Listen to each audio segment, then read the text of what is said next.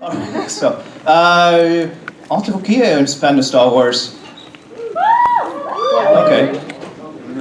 Does everybody know what 52577 means? Yeah. Okay. Okay, well, in case you don't know, 52577, that's the original release date of the original Star Wars. Yes.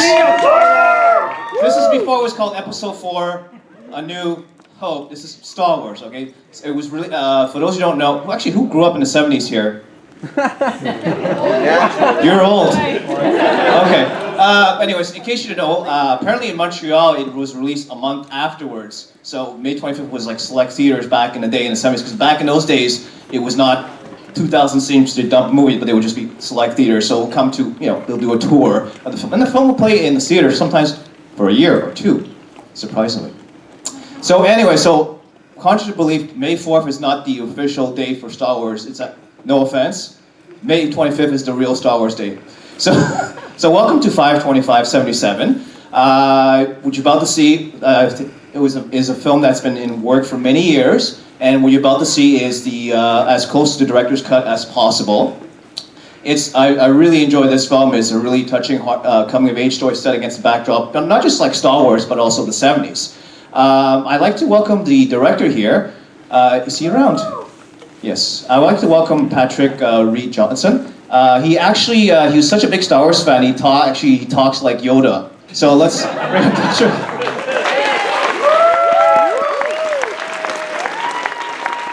Thank you. That's all I'm gonna do.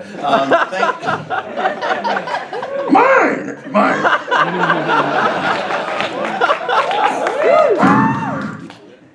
You have failed me for the last time. It's more comedy. I am the last time. How many dragons do you know? Anyway, all right. So hi everybody. Thank you. This is amazing. I love Montreal. We had a screening last night. I was terrified. I thought, oh, it's French Canada. They're going to be intellectual. They're going to, at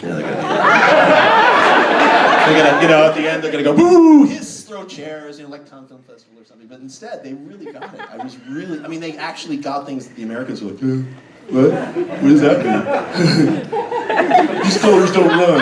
Okay. Anyway, so I'm moving here. So I'm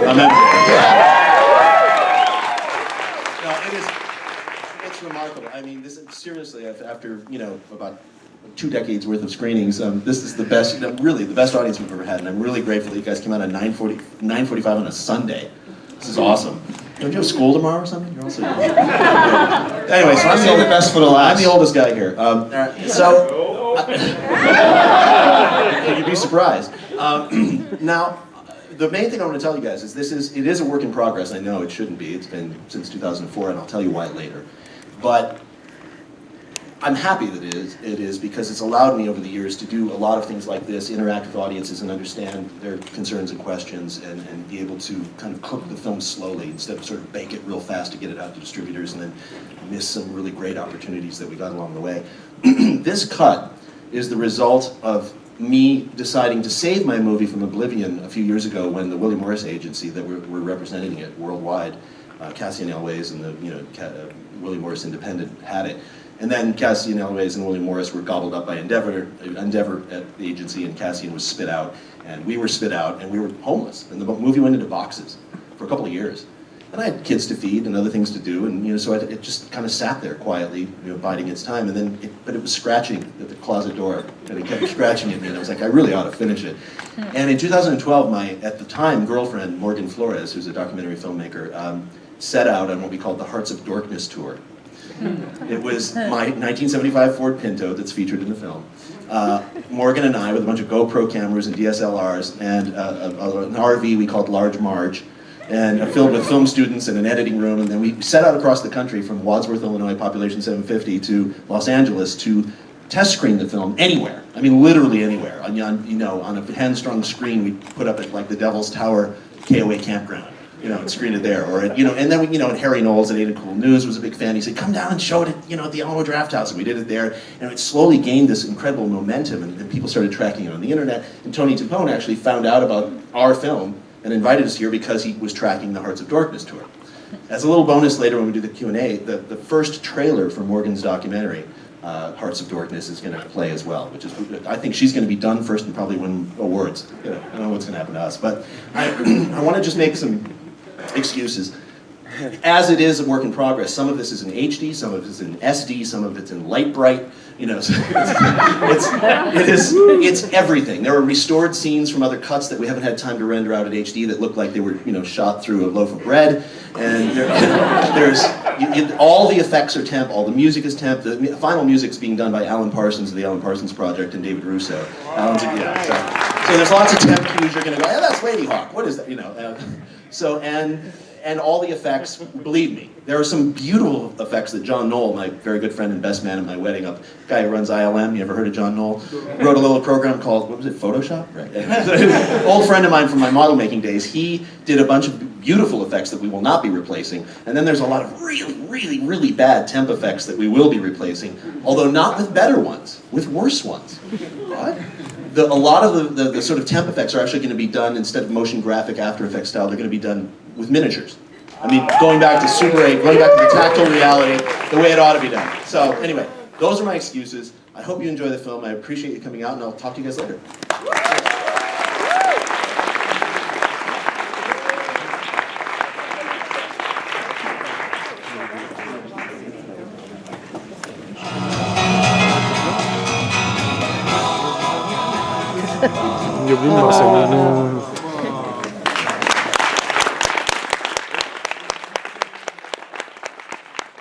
Alright, did you enjoy that? Yeah. Let's bring back the director. Where is he? Oh, there he is. Let's bring back the big baby big baby who likes to float on Star Child. Also known as the director, Patrick Johnson. Thank you. Wow, thanks for staying. It's a school night. I can't believe it. This is great. Hi. So, you know, hopefully it was something like what I described it. I know, you know, there's lots of rough spots. There's lots of things where I'm in the bath. I sat through the whole thing with you. I just had to go to the bathroom.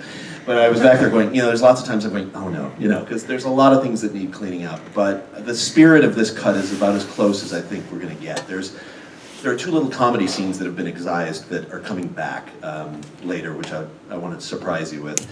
And some other dramatic material. There's a lot of walking and talking and montages and stuff, and there's too many of them. It's the kitchen sink cut right now. So this movie will be a little shorter and a little funnier. So, but this is basically the plot. So, Great. You wanna?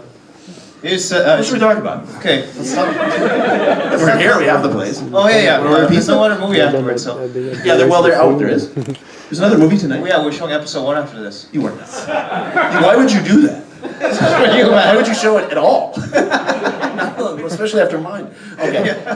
A couple of things I do want to say, some fun things, and some sad things. Herb Lightman passed away just not too long ago. The actual Herb Lightman, not Austin Pendleton, he's still with us. But Herb did get a chance to see the film at the Hamptons International Film Festival. Basically, they were going to fly me out. And I said, don't fly me out, I'll get myself there, fly Herb Lightman out. Because he was he was like 95 years old. And he came out and got to see the movie and sit in the crowd, and everybody, you know, he's like this tall now, and you know, just crazy and full of energy, and had really the time of his life at that festival. So he passed away just not too long ago. And Justin Mentel, who played Tony, the bad guy, was killed tragically in a car accident just 3 years ago now, I think it is. And so we dedicated the film to him and to her. But on happier notes, there's some fun cameos I want to point out. At the very beginning of the film, it's me, bald with the handlebar mustache, playing my dad. And then right next to me is my 8-year-old daughter, Merrick, with her beautiful long brown hair cut off and dyed blonde and stuffed into boy clothes, because her facial structure so matched my Super 8 footage as a kid and all my, you know, photographs that it was a perfect match. And she did it. She was wonderful. And she, you know, she hasn't actually spoken to me since, but she's 18. But and then there's some really fun cameos. The nurse that comes out and says, "Congratulations, it's a fist." Okay, that's the actual Robin who swallowed her fist. And let's see, there's some other good ones. Bill Holmes, my best buddy in high school, grew up to be an actor and a comedian and a big voiceover guy in Hollywood. And he plays the theater manager at the end. That's Bill. That's the real Bill. Yeah. So there's lots of things like that. And there's many of the people that worked on the film were actually, friends with Neil Flynn from Scrubs, the janitor who plays the principal. He actually used to compete against us in high school forensics and dramatics because he lived in the next town over. He went to Waukegan High School. We went to Warren, so we knew him from way back then. So it's just a lot. There was one other, the production designer, Dawn Ferry, who's a very talented Hollywood production designer. She went to high school with me. She was a year ahead of me. We were friends. We used to make little Super 8, Monty Python parodies and things. How do you parody Monty Python? Oh, you make it serious and unfunny. That's it. Okay. So anyway, she grew up kind of separately from me out in Hollywood. We kind of lost touch for a while, but when we got back together to make this film, she agreed to come back and do it. But she was the biggest pain in the ass ever, because she knew where everything had to go. It'd be like, the poor arrested local crew would be like trying to decorate my bedroom set, and she'd be like, no, Patty would never put the Planet of the Apes model next to the Jaws sculpture. He would have Planet of the Apes model over by the robot from Lost in Space. And they'd be like, what? And I'd say, Dawn, it doesn't matter, nobody cares. And she'd say, it has to be accurate. So, anyway. Why do we see the Planet of the Apes Icarus twice in the movie, though? Well, I had one in my pond. I mean, we built an Icarus, and we used to, because we were shooting Planet, we never got rid of it. It just sat there. I mean, that was one of the reasons my mom wanted me to leave, really, I think, because she was afraid it was going to pretty much destroy the property value of our house and our land. Because, I mean, there's junk everywhere. There's dead German paratroopers hanging in the trees, and people would come to buy dogs, and they're like, what the hell is that pool? You know how long it took the filter to clean the rest of the blood out of that pool? It actually, we did that in July, and by Christmas, there was like pink snow in the pool. It wasn't until like the next spring when we opened up the pool, and people would be like, go by our house and, what the hell happened in there? Big kids swimming in blood, It's nuts. But, how did you imagine finding some guy who looked like Spielberg almost dead on? A time machine. It's a time machine. We went back and got Steven. Well, Steven, it's funny because Kevin Stevens, who plays Steven Spielberg in the film, he was not an actor at all. There was a barista at a Caribou Coffee, a friend of mine, who said, I heard you're looking for a young Steven Spielberg. My brother looks just like him. And I thought, sure. So she brings me in his prom picture. And I went, he looks so much like Steven, but I'm pretty sure Steven didn't go to prom, It's just like, but it was amazing how much he looked like him, and then how much he acted like him. And people who worked on Close Encounters, Doug Trumbull is now a good friend of mine, and in fact, his next movie is a script I wrote called Star Sailor. And he saw the footage and he goes, time machine? Seriously? How did you get Steve? I mean, he goes, that's exactly what he looked like and exactly what he acted like. And now I'm waiting for Steven to see it and see how he feels about it. But I think he'll like it. It's a pretty loving portrait. I think, and Steven, and I owe him a lot. He got my first movie, Space Invaders, put in theaters. It's his fault, not mine. So, next. That was very impressive. You managed to score Gary Kurtz, who produced Star Wars and Empire. Like, how did you manage that? Dirty pictures I had of him. George Lucas gave it now. No, Gary and I had met. We were both vying for the same book. There was a science fiction book called Santiago by Mike Resnick. I don't know if anyone's ever read it, but it's an amazing book. And he wanted the rights, I wanted the rights, and the guy who actually kind of had control of the rights was a producer named Ed Elbert, who said, all right, why don't we just get you guys in a room and you can fight it out. And I said, oh, I'm going to win against Gary Kurtz. He goes, well, Gary wants to work with younger, newer directors, and at this time I had just gotten my big Universal deal where I was developing Dragonheart and a bunch of other properties because Steven Spielberg had generously saved my little movie Space Invaders and got Disney to buy it and put it in 1,500 theaters. So it was, so I was kind of flavor of the month at the time. And Gary had just done Slipstream, and he'd left Lucasfilm, and he and George were a little estranged. And while he was still Gary Kurtz and a genius, it was a little harder for getting traction in Hollywood at that point. So he was kind of partnering up with me because I had some juice over at Universal. I wanted to work with him because I wanted to work with geniuses, because I really think Gary made some of the most amazing choices in the Star Wars universe. And Fred Roos, who did every Francis Coppola film and all of Sophia's films. And I wanted to work with those guys, so for a long time we were developing other projects at Universal, big epic science fiction things and everything, like Santiago. And one day we were just at lunch and he goes, so tell me your Star Wars experience. And I went, okay. So I told him this story and he goes, you're fan one. And I said, what do you mean? He goes, well, if you saw it on that date, you were the first human being that didn't work on Star Wars to see it, because nobody saw it outside of the employ of the Lucasfilm people, and not even the Fox people didn't see it for quite some time. And he said, if that's true, it was that date that you saw it on. It was actually, John Dykstra went way out on a limb by letting you see that. So he calls me Fan 1, which was kind of fun.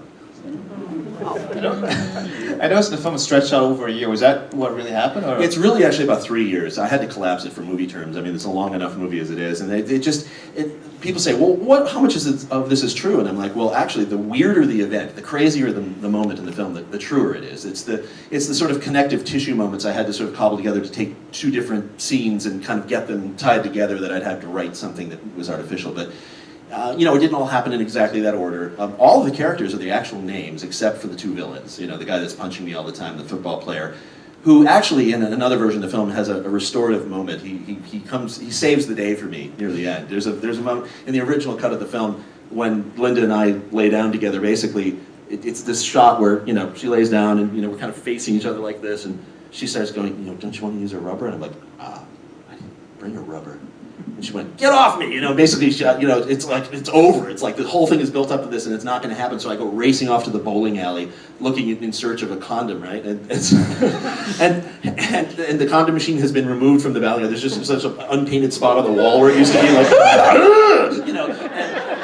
and I'm like running around going, what do I do? What do I do? And all of a sudden I see there's Doug, the football player, sitting in the bar having a beer and a cigarette, which they could do, football players in the 70s, even during high school, because they're popular. So I have to kind of sidle up to him and go, hey Doug, how's it going? Yeah, having a beer? That's great. And it's basically, John Francis Daley does this amazing scene where he's trying to do everything he can to not mention the word condom as he asks for a condom. And finally, this football player, looking at this geeky guy who's daring to come into his den and get close to him, realizes, without him ever saying a word, he just goes, you need a rubber, don't you? And he just flips one out and goes, go, before I hit you, And it's a really funny scene, the way John and Christopher McClendon, who plays Doug, play it. And we really want to bring it back, because it's a fun moment. And there's another scene that can't come back, where what really happened when after she tells me, good luck, goodbye, I want to stay with Tony, and you're going to go off and make movies, and you'll never forget me, Patrick Reed Johnson, her dad comes home.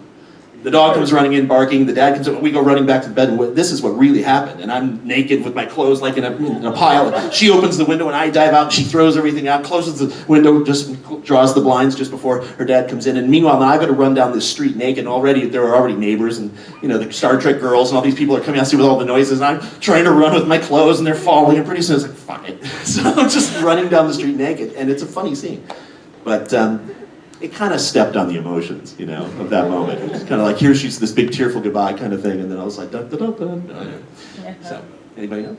Here's some questions to the audience. Sarah? Is there any plans of distribution for the film, like digital or even the physical release? There will be a theatrical release. We're actually working with a distributor right now on a final cut. The ultra extra special edition. What's happening is we actually had a number of distributors interested over the years. They either wanted, in the early days, to do such radical, like there were 3 studios that wanted to make the movie as like, $15, $20 million movie, but they said, Patrick, these are the conditions. It's going to have to be like Road Trip or, The Hangover. It's going to have car chases and guns and drugs and lots of sex and lots of nudity. And I'm like, I'm sure that's the tone of this picture. And so I kind of gave up on making the movie for $13 million and made it for, $120,000 in cash plus $1 million in deferments. The whole thing. And what happened was, and then we got to these cuts that we liked and things were going along fine. And people were like, this is a really good movie, but Star Wars is over. All these distributors would say, Star Wars is over. And now to the fans, of course, they're like, oh, would you? Don't say. But in the reality of the marketplace and to the distributors, there was no reason to think there was going to be any great resurgence in the interest in Star Wars at that time. Now, I knew 3 years ago, from sources that I will not name because it will get them killed, that there were going to be more movies. I didn't know it was going to be, we didn't know about J.J. Abrams, we didn't know Kathy Kennedy was going to be involved, but I did know there was a definitive plan to do that in a TV series, but I couldn't say it. If I said it then, before it was announced, I'd be excommunicated, buried, shot and, sent off in space and ashes, I don't know. So, I had to just sit there and mind my, just shut up and not say anything about it. So now suddenly 3 of those distributors that had formerly said, yeah, it's great, but they're like, oh, we'd like to see it again. So that's the one I'm working with right now. And it's been about 3 months. They're very thorough. They've gone through every single piece of footage we shot. One of the things was that at first they were a little resistant to get involved because a little independent movie like this usually has very little footage. You know, they usually have just enough to maybe get a cut that's 87 minutes long, and then they got to, you know, stretch things out. And they're like, yeah, you guys probably don't have anything extra. I said, oh, been shooting since 2004, pal. You know, we've got warehouses full of footage. We've got so many, I mean, we really have enough material for like 3 movies. Somebody suggested we just do sequels. We'll do The Empire Strikes Pat, which is the story of what happens to me when, you know, I get to Hollywood and, you know, I'm developing Dragonheart, and then I get in a big fight with Universal because they won't let me put Liam Neeson and Sean Connery in it because they don't believe in Liam Neeson, and that's a fun story. And then, and, you know, I get married, get divorced, and I end up, you know, leaving Hollywood in anger and shame, and, you know, and so that would be The Empire Strikes Pat. And then the third one would be Return of the Alumni, which is all my friends coming back together to make this movie. So we'll see, maybe, someday. Can you tell us that funny story about Liam Neeson? Well, I'll tell you where you can read about it. Oh, okay. You can watch it on my show. Yeah, you can watch it on his show. Yeah. Yes. Oh. Go ahead, and then we'll get to you, because you... How many actors did you meet with before deciding on John Francis Daly for the lead role? The question is, how many actors did I meet with before meeting with John Francis Daly? This is a really fun story. Originally, we had cast, I didn't want to meet with anyone. I knew who I wanted. I wanted Haley Joel Osment, and I got him. And he was perfect. He was about 17 at the time, and he was in that really awkward kind of stage with all elbows and teeth, and, you know, and he just had the right feeling. He was going to be perfect for it. And we got up to, I think it was 3 days before shooting, and we got a call from his rep saying, oh, by the way, look, tiny caveat, we want 50% of the profits. Wow. Are you putting in 50% of the money? No. Okay, so goodbye. It was that simple. It was impossible. So we had to cut him loose, and I was really sad because I think it would have been good for him, and I think it would have been good for the movie. But so I'm sitting there going, okay, I've got 3 days before I shoot my independent film. That if I don't shoot on day one, I'll lose all the money and it'll all be gone. And why panic? And my extras.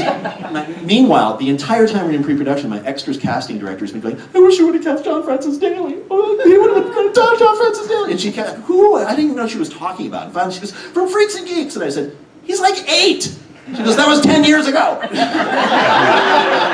That's how long I've been in pre-production. Okay. So I said, well, send him the script. Is he available? And she goes, I don't know. Let's send him. So we sent him the script. He read it. He loved it. And he flew back, and I met him literally the night before the first day of shooting in his wardrobe fitting.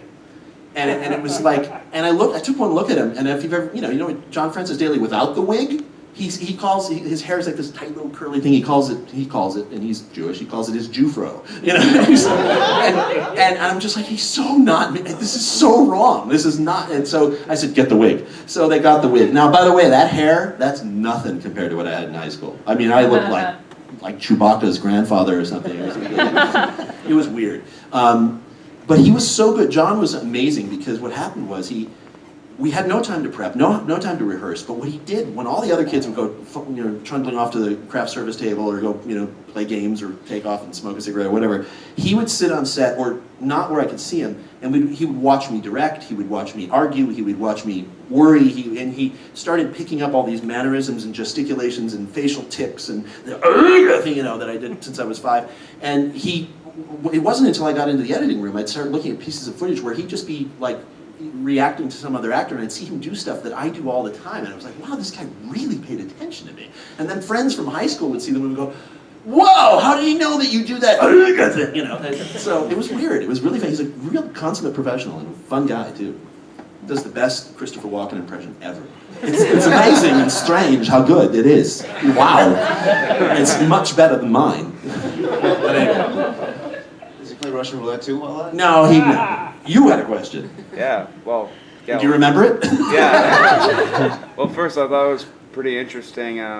Just to ask, in the movie, was it George Lucas that was showing you? No. No. I didn't think so, because there's no way George Lucas would talk that fast. He wouldn't talk that fast or that much, and he's not that tall. And George was not present that day. Had he been present, I'm pretty sure we would have not seen Star Wars. It was John Dykstra, they were working like 96 hours a day trying to finish, and they were all amped up on, I don't know what, coffee. Let's call it coffee. I mean, he walked into the room when I first met him, and he was much more manic than that. But he was great, and we couldn't possibly show everything that I saw that day just in terms of time. I mean, we spent hours there. And it was, there's a great story.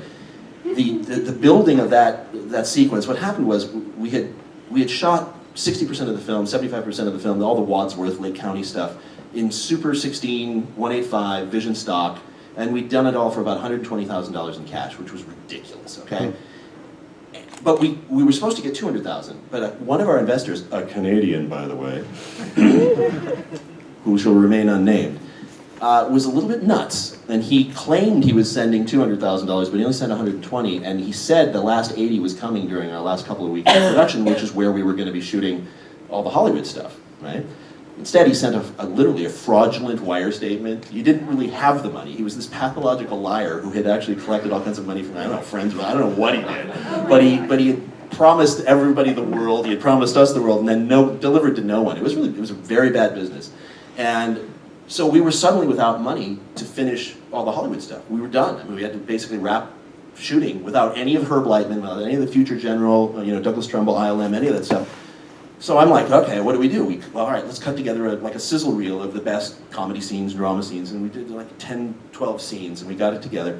And we then spent a year trying to raise money, and we finally found a guy that owned a visual effects company in Chicago who wanted to kind of uplift his company. And he said, look, if I get you what you need, which was $750,000 to do the rest of the work, because what had happened is we had reached a budget threshold that took us up to the next level in union payments and SAG payments and everything. So suddenly our $200,000 budget was climbing upwards of nearly, $750 more in order to finish at the rates we would have to pay to bring our crew back a year later, okay? So we needed $750. He said, if I give you the $750, will you let my guys do some of the effects? And I said, sure, let's go, fine, So we did that. We got the $750, we shot all the Hollywood stuff. But when we got our crew back, we couldn't get our original production designer. We had another person who was not quite a geek and not quite tuned into this kind of thing. And she was very afraid of building these special effects stages. She was just like, didn't really want to do it. And so she didn't do it. And so she didn't tell us she wasn't doing it. Basically, we had all this stuff, materials, and these warehouse spaces to build in, and she just never got to it because she just was like frozen. So like literally, at the same time, I'm calling all over the world to find miniatures that we can use of the land speeder, which came from Holland, and the Star Destroyer. The blockade runner came from Barstow, California, and was hand trucked over the mountains and down to Los Angeles by my brother, who happened to live up in there. The guy had built this thing in his garage, and the Death Star surface wasn't even there. John Knoll, my buddy, put that in, and the Millennium Falcon wasn't there. The Death Star was actually just a photo cutout, and so. What happened was, there's a guy named Rick Inglesby. It's a great story. He lives in Buffalo, New York. He's a studio scale modeler, and he built a Star Destroyer that was so good that Lucasfilm started renting it from him and sending it around to like museum exhibits as the Star Destroyer. And they wanted to keep the real one, safe and sound. And it really is an amazing model. And he agreed that he would drive his model out from Buffalo, New York, and babysit it and let us use it in the shot. So he comes out, and for days he's just kind of sitting in the corner, his little model in a kit, in a box, and he's just waiting for his big day. And I'm getting really frustrated with the art department because I'm like, guys, where is ILM? I've got this big empty warehouse and all this junk to build, to cobble together the Dijksterflex and the computers and the model shop, the whole thing, and nothing's happening. Finally, I had it out with the producer, I had it out with the production designer. I said, are you guys going to do this? And they're like, we just don't know how to do it. And I'm like, fine. Rick? Yeah? So Rick comes trundling over. I said, I'm field promoting you. From what? I'm just visiting. I said, yeah, now you're working on the movie.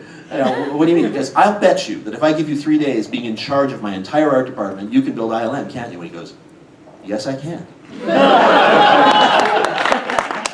So he did. So that entire ILM set, all of it, is Rick Inglesby marshaling the forces of all these professional art directors and set decorators and all these people and carpenters, and he just do this and make this like this, and it looks exactly like that. And in 3 days we had ILM, and it was amazing. I mean, it was really something. And he's written a book about it called Building Dreams, and it's the story of how this all happened to him. He's just working his day job, and he gets a call about his Star Destroyer and how he goes from that to he's actually one of the associate producers of the movie now. So anyway, who else? Anyone? Hi. Yes, you. This film is really about the release of Star Wars, but there are a lot of 2001 references in it. Have you decided personally for yourself which science fiction film had the biggest influence on you? There are so many. I mean, all of them, even the ones I make fun of had it. I love Logan's Run. I want to. It's the only one. It's the only one of them I'd like to see remade, just because, as much as I love it, it's such a great story to do it with modern, not necessarily CG, but modern set design, modern costume design, technology, and everything. Maybe even some modern acting. But I love that story so much. But in order, they go 2001 as being the most influential, and then Close Encounters, because it's the most emotionally, to me it's Steven Spielberg's most complete thought. He's done other movies that are more mature, or technically more proficient, or any of a number of things, but I think it's his most complete, front-to-back emotional thought, and I think he poured everything he had into it. He was compressed, he did not have free reign, he had people sitting on him, the studio was punishing him and not supporting him, and he had to somehow carry this thing through, and it was an amazing experience. And I was also at an impressionable time, you know. I saw Star Wars 28 times in the theater in its opening release. I literally, after I finally saw it, we'd circle around doing the American Graffiti thing up and down Genesee Street, and we'd just see people. Have you seen Star Wars? No? Okay, we're going. You know, and I would literally get in this car right now, but it's a block away. Oh, we want to drive you there. You know, make sure you get in. I mean, it was nuts. Bill and I would like force people to go see Star Wars. But when Close Encounters came out, I saw that 34 times in the theater. I mean, I was just, I see it a couple of times a year. I have to. It's just like kind of ADD. And then, so yeah, it would be 2001, Close Encounters, then Star Wars. And then Planet of the Apes, and, you know, Logan's Run, and Silent Running. You know. What's your view on Star Trek? Which one? The original one. The original TV show? Oh, loved it. I saw it sitting behind my Swanson TV dinner next to my dad right after we watched the Vietnam casualty reports. It was in living color on NBC, you know. And we'd been waiting for it. We'd read about it in TV Guide, you know. It was amazing. I mean, I absolutely love the original stuff. I'm an original series guy completely. Sorry, that's the one for me, the original series. And of the movies, you know, odds and evens. I like the evens. You know what I'm talking about. Anything that Nicholas Roeg did, I liked. You know. So, anybody? Back. Not Nicholas Roeg. Nick Meyer. You only did 2 of them. No, You did you 3? Well, he directed 2, and he wrote 3 of them. How embarrassing. For me. I I don't know like the this. first one because that was Trumbull, though. No, I like the first one for the visuals. I like the score of the first one. I like the fact that they brought it back to life. There's many things about it that I can't stand. But the first one is a beautiful film, but it goes on a bit. But anyway. Hello? Hi. You said at the beginning that there were a lot of 10 tracks, and I noticed that there's a lot of 70s hit songs. Do you think you'll be able to keep most of them? Because I think it costs a lot of money to get the credits or the others. Yeah, we have existing contracts for all of the songs. We just haven't paid those contracts yet. So in other words, we've negotiated prices, but they're the prices that I could negotiate with a little help from Alan Parsons, the Alan Parsons Project, who's doing our score with David Russo, the final score.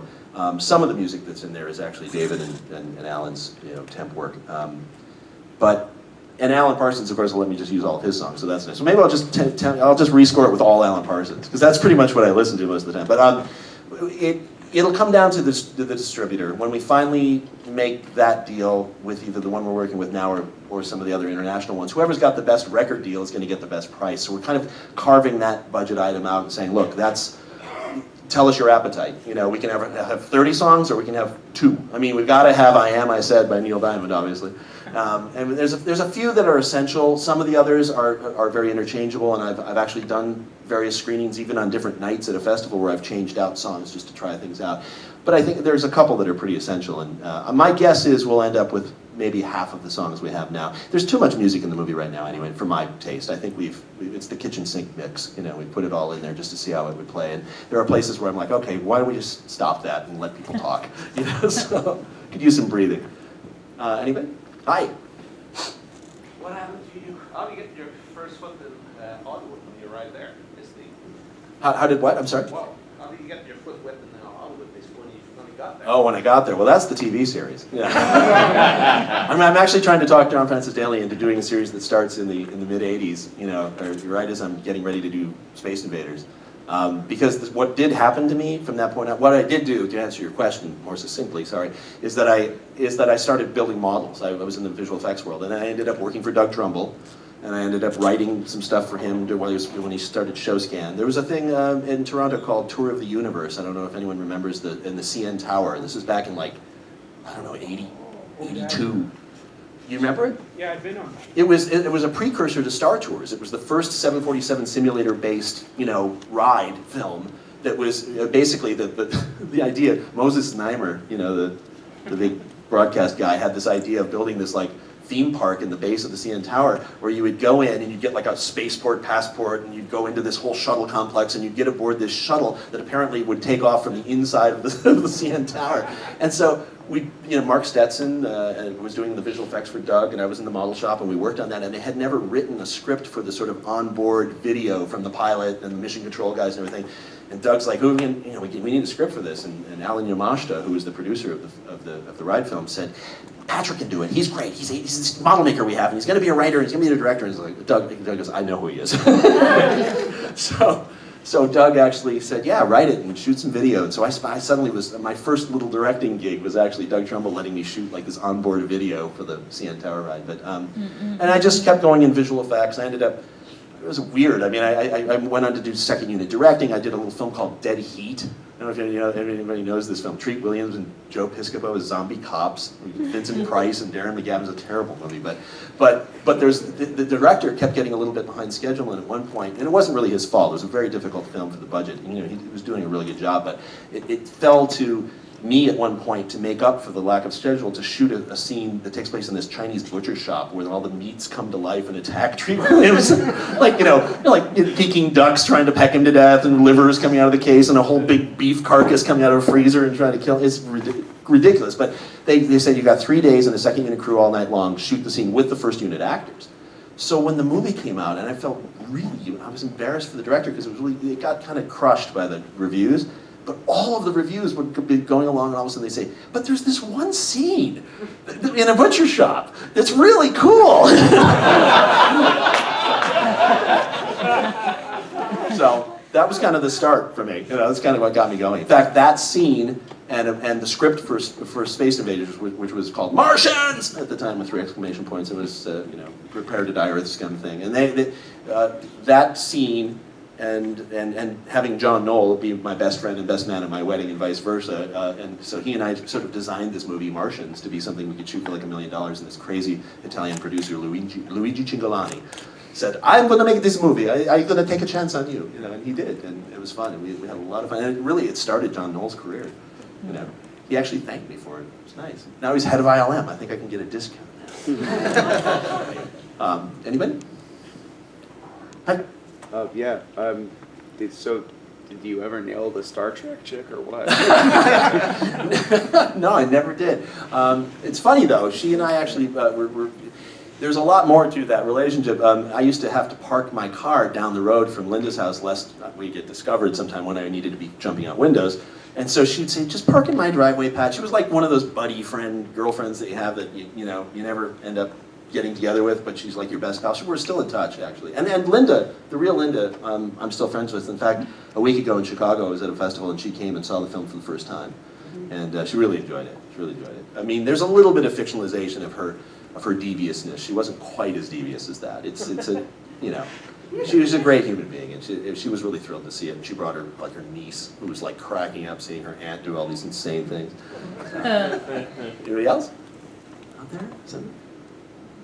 Hi. Did you ever finish Jaws 2? No, not only did I not finish Jaws 2 at the behest of my mother, who wanted to be able to sell the house someday, most of the Super 8 films that I made were lost in a series of accidents. A bunch of the Jaws 2 and all the Space 1999 stuff, or Space 2000 I should say, that stuff was all lost in a basement flood, because of course the best place to store your Super 8 film is in boxes on the basement floor. Where that's just the way it turned out. And then the Planet of the Apes film, Requiem for the Planet of the Apes, which was an hour-long thing with it had hanging foreground miniatures, and really it even had a script, and it had sound, which was actually on a tape recorder that I'd have to try to keep in sync with the projector by fast-forwarding and rewinding as it played. It was horrible.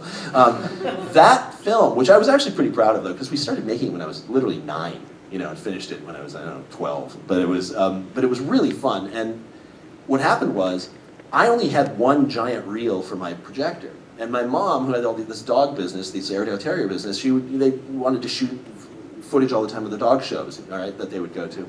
Because she went to Westminster. So her Stone Ridge Airedales was like the biggest like Airedale kennel in the world at one time. And so she kept us alive after my dad left with his dog business. But anyway, so she comes in one day and she goes, I want to show all the dog show movies all at one time at this meeting of the Kennel Club. And I mean, can we do that? And I said, you're going to have to you don't know how to thread the projector. I don't want to go. I'll just put them all on my big reel here. And on the reel was my hour-long movie. So I just unreeled it into a clean, like, trash bag, one of these, hefty bags, as you do, right?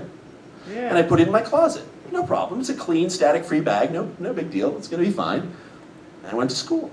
We gave my mom all the movies on the reel, and, I went to school. I came back, and my room was really clean. I was like, why is my room clean? Oh, we hired this new cleaning person to come in. I said, did you really? Excuse me. And I ran to the closet, and there was no bag. Because it was, of course, a garbage bag, free to use, right? The cleaning lady used it. So this hour-long movie is somewhere in a landfill somewhere. So archaeologists will find it someday. Years from now. Yeah. Anybody else? Hi. Oh, hi. Yeah. Go ahead. You. Yeah. So how did you get Alan Parsons to do the score? Dirty pictures. No. Alan and I have been friends for quite some time. He. Because of Douglas Trumbull, actually. Alan's partner, Eric Wolfson, who's no longer with us, who was the main, lyricist and singer, came to visit Douglas to ask Doug to do some visual effects for a video they were going to do for the new album. It was the Stereotomy album. And Douglas, being Douglas, was like, I'm going to let you come in and I'm going to meet you because I might consider using you as music on one of my films. So these two guys with fairly grandiose egos were sitting across the table from each other. Now, meanwhile, I'm the guy who, every time I'd get a new car, someone would say, did it come with the pre-installed Alan Parsons tape? Because that's all I played. And so everyone in the office knew that I loved Alan Parsons, and I was down working on these videos for the script and the video for the Tour of the Universe thing. And all of a sudden I get a call from one of the office people, Alan Parsons' partner is in with Doug, why aren't you in there? And so I come in, and these guys are just sort of sitting there, like literally not being able to decide who's more important. Like who's going to do what for whom. And I'm like, I come running into the room, I'm just this junior model maker, and Doug's like, what are you doing here? And I said, I'm here to tell you to respect him, and I'm telling you to respect him, and get together and do something. Damn it! And they're like, all right, we'll figure something out. So I was so embarrassed for Eric Wolfson at this, when it happened. And frustrated with Doug, so I decided to take Eric to lunch. And Eric's like 6'9", and I had like this little Dodge Colt, and he had to kind of, fold himself into origami to get into it. And I took him to lunch, and we ended up. I was going to direct a video for them for this song "Limelight" off that album, and the album peaked right when we were in pre-production. We were about to shoot again, days away, and the album peaked, and the record company said we didn't need another video. But we became friends, and Eric actually asked me to start writing, and we started a script for the Tales of Mystery and Imagination album to be turned into a rock opera movie for Fox. It was a great project.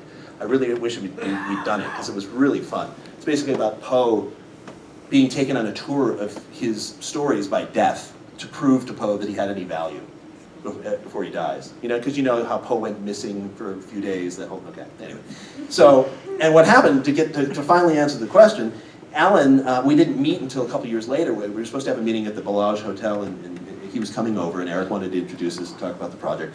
And I get to the hotel, and I'm supposed to have breakfast with him, and I arrive at 8 a.m. or 7 a.m. or whatever it was going to be, and I'm sitting in this restaurant, and I'm waiting, and I'm waiting, and I'm waiting, and 5 minutes, of course, 15 minutes, yeah, I mean, it's Hollywood. Half an hour, they're rock stars, whatever. An hour and a half, I'm like, wow, I've been stood up, this sucks. Okay, so I'm getting up and I'm leaving, and I'm walking down the hall, and here comes Eric Wolfson, and he's just ashen, 6'9", ashen, and he just walks up and he goes, the space shuttle just blew up. I was like, what? Because the Challenger just blew up. I said, oh, stop it. And he was known for pranking. I mean, total deadpan pranking. I said, shut up, Eric. He goes, fuck me, it did. And he goes and grabs some coffee, and he's just sitting there shaking. He goes, Alan's still watching on TV. So, first of all, I'm a space program nut. I used to be able to stay home from school to watch Apollo launches. My parents were like, yep, you can stay home. And I was, of course, devastated, but also it's my hero, my musical hero, is now, I have to meet him now, sitting there, and we're all just sort of thinking about what just happened. I still haven't seen what's happened, so it was just like this horrible meeting. But we ended up all sort of bonding over this project, and we ended up working together on a bunch of stuff, and They're very close friends of mine now. Yeah, Alan and his wife and their kids, and he loved this project. He was really excited to get involved, and it meant a lot to him that we were sort of celebrating not only his music but that time. And he's a Star Wars nut. Alan, in fact, blames Star Wars to some degree for the iRobot album getting less attention than it should have because they were released on exactly the same day. Nobody knows anything about I mean, it was a good album, but anyway. Anybody else? Hi. Just one question regarding the SD footage. What are you gonna do with that in the final version? Because well, it is HD. The HD footage exists. What this is that there were certain cuts that happened very, very early on, scenes that we were still cutting with proxy material, and we never rendered them out or replaced them with the HD material in the timeline. So basically, those scenes that look so muddy, like they were shot through a loaf of bread, those are actually just cuts that came out of QuickTime outputs that were put away a long time ago. We just haven't had time during this process yet to go back and propagate the timeline with all the HD material, but we will do that in the final pass. It all exists, thank God. Yes? What would you tell to young directors that are trying to, like in Fantasia festival, like there are a lot of young people trying to make movies and a career out of it, and they like sell their houses and their cars and sell their girlfriends for making more money and working. Thought of that. Yeah. What would you tell them from, because you know that the situation of the movie industry is not the same that it was in the 70s or 80s. So it is very similar, actually. Yeah. You're right. It's actually a very unhealthy time for the larger movie industry, but it's a really healthy time for independent filmmakers right now because there's this democratization of technology going on, and there's a great and the digital distribution pipeline, which is the ultimate final pipeline. I mean, we're not going to, and digital distribution straight from filmmakers to theater chains. Distributors, as we know them, are going to go away very quickly. As soon as all theaters are basically digital, why would a theater want to deal with a distributor at all? And why would Steven Spielberg or Jim Cameron or any independent filmmaker want to say, oh yeah, I think what I'll do is go hand these guys my movie, let them take all the profit when I can just have the Steven Spielberg server. You know, I mean, Steven can have his own server. Any filmmaker can have their own server and say to a, and you know, you get good reviews at a festival, you talk to a theater chain and say you want the film. Because the theater chains are getting disgusted by having to carry crap all year long to get the one tentpole that then doesn't perform. You know, so I think I would say stick with it. I think it's the best possible time for independent filmmakers, and I think it's only getting better. Some of the new cameras that are coming out for $1,500, you can have a 4K. What's this new? What's the new? There's this great new camera. I forgot the Blackmagic, right? Has a new camera. Have you seen this thing? I think it's like $1,500 for like it's a 2K camera for $1,500 or something like that. It's ridiculous. No, it can't be 1,500. It's got to be 15,000. I don't know, but I'll put it this way: anybody that wants to make a feature film now and is willing to just do a little bit of sweat equity can do it. And whether they can do it well or not, I can't. You know, none of us can help somebody who, you know, with their talent level or their magic, their thinking level. But it's the accessibility is there, and I think it's great. Yeah, we have to wade through a lot of stuff to see good stuff on YouTube, but it's gonna finalize itself. I want to, before we lose time here, I really want to show you guys something real quick. It's the first time it's ever been shown. It's the trailer for Hearts of Darkness, which is this documentary I think I told you a little bit about. Just to show you how difficult it is to sometimes really stick with a movie and carry it across time and space and emotion and everything. This documentary, which will probably be finished before my movie, I think is really going to be something. I'm not making a documentary about my movie. I have nothing to do with its editorial content or I was just in it. And my ex-girlfriend made it, and she's still working on it now. And in fact, it won't be ready for about another year, but it's remarkable. I've seen sequences from it, and it gives you a shred, and what you're going to see is just a tiny tip of the iceberg of how much you really have to go through to get something done like this. So if we want to show that trailer real quick for Hearts of Darkness, then we can answer last-minute questions. Okay, sure. Okay? Go ahead up there if you would, as I say. Oh, you'd like to, you know, as if someone says to me, I think I'm going to go to LA and, you know, try out the whole directing thing. Oh, you are? Really? You just try it out? Really? See if it's cool, see if it fits you? Forget it. No, when I first got to LA, this old producer took me to lunch, and he was a friend of a friend who agreed to meet this young, goofy kid that wanted to be a director. I'm 18 and I'm building models, and he goes, how long are you willing to wait? I said, what do you mean? He goes, you wait 5 years? I said, yeah. He goes, 10? I said, yeah. He goes, 20? Yes. 30? Yeah. 40? Yes. He goes, you might make it. And he was really serious. He goes, don't do this. There's lots of easier ways to make money than becoming a filmmaker. He goes, if you're, or even to gain popularity, you know, whatever, be a comedian, do something, you know. He said, if you have to need it. You have to need to be a filmmaker, otherwise you won't be able to stand it. It's not for the weak of heart. It's really difficult work if you're really doing it. You know, it's not entertainment tonight, and it shouldn't be. It's a job. Anybody else? Hi. You, yes, you and the lovely. The whole picking your psychological profile apart scene. Did that really? Is that one of the truer events? Yes, that's one of the truer events. Is that friend a shrink? Or? Well, that friend is now the corporate psychiatrist or psychologist for Home Depot. It's actually true, in Atlanta. He's the head of corporate psychology for Home Depot. So, yeah, Donnie Allen, yeah. And what's funny about Donnie, he really was that kind of character. A lot of people who saw earlier cuts of the film, and we've massaged it since, would say, where did that guy come from? He's suddenly, I've never seen him before in the whole movie, and now all of a sudden he's on the bench psychoanalyzing you, but he's through the whole movie. He's everywhere, but he's just kind of quietly observing most of the time, or saying little cryptic things, you know, and it's kind of fun. The bigger the screen, the more you notice him. But yeah, that's a true thing. That actually happened. Anybody? What happened to Genesee now? The Genesee Theater? Yeah. Well, it had fallen in the 80s. It became a place that showed pornos, and then it became like literally they shut it down, and people were squatting in it, and then the roof caved in, and trees were literally growing in the balcony, and it became a complete derelict. And when I moved back to the area in 1999, when I started writing this movie, being steeped in my hometown again, they came to me and said, would you be on the honorary board of directors for the Genesee Theater? I said, what Genesee? What do we have a board of directors for? We need a wrecking ball. And they said, no, we're going to restore it. And I said, how? It's going to be millions and millions of dollars. And they said, well, we're going to raise that. And they showed me this little brochure they had that they were going to hand out at like coffees and teas and stuff and try to raise $53 million. And I was like, it's not going to happen, guys. I mean, I admire this idea. But you can't have teas and hand out brochures and get $53 million. I said, let's make a film. So we made a film. We made a film about the Genesee and its history, and the fact that Ray Bradbury used to watch all his movies there, and Jack Benny used to perform there, and it had just this great storied history, and it was the center of this downtown that had fallen into disuse.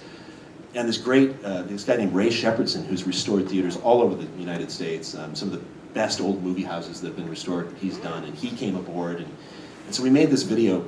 And suddenly there were just, people were pouring money in. It was great. It was really, and it's an okay video. It was done, I was learning to cut digitally on Premiere like 0.5. It was like, and it was crashing, and the drives were exploding, and it was way too ambitious for what, they gave me a budget of like $1,500, and I spent like, 2-3 months making this really what I thought was a cool video, and it did help. But the Genesee is now a world-class show house. I mean, it's not. They show movies there. They have film festivals and things there, but it's mostly a live performance space now. That's giant acts that you've heard.